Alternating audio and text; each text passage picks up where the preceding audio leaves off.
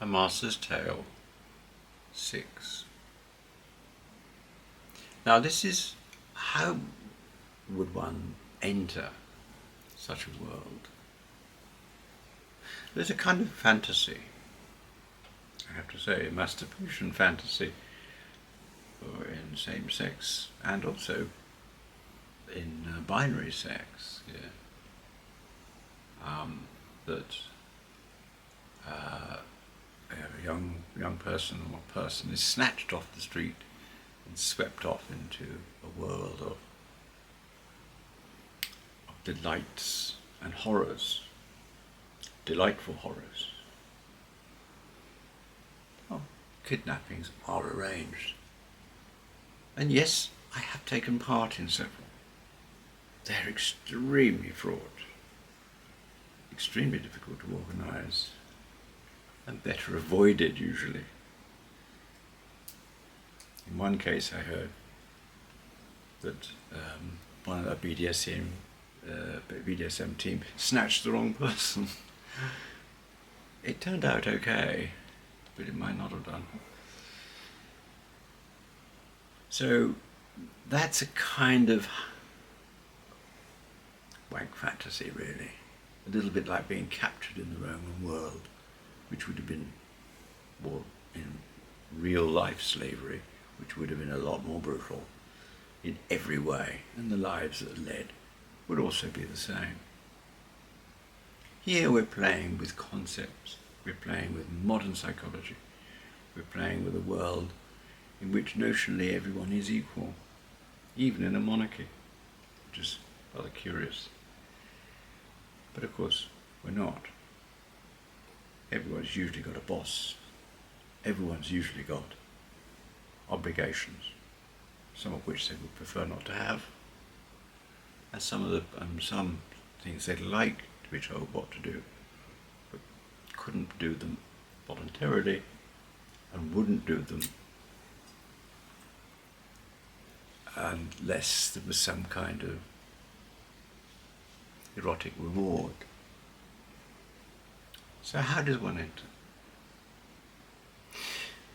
It begins with a sub approaching a top and asking, what would you do, or what would you require me to do? This is called a negotiation.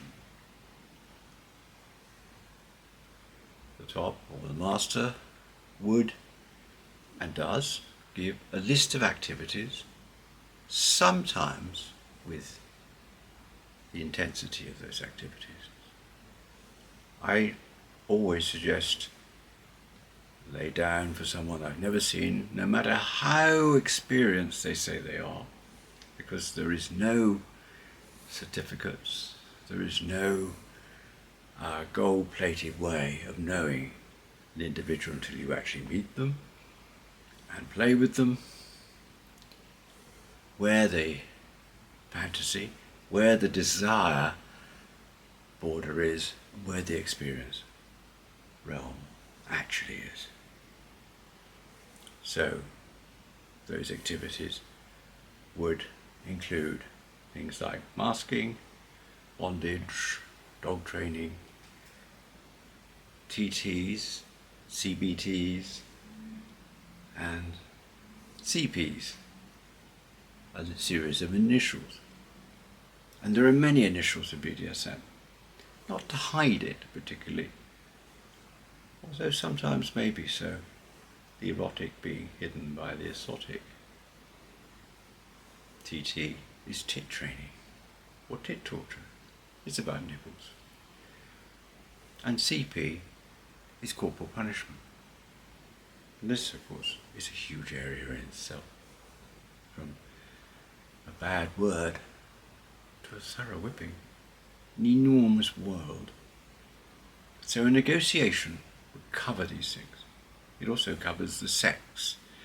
If there's going to be sex, and then there isn't always, and in my particular case, it has to be safe sex.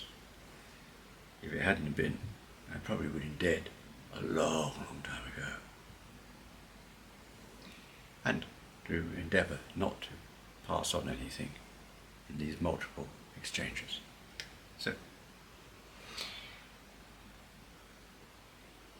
we then step into other people's notions. The master or top has laid down what would happen.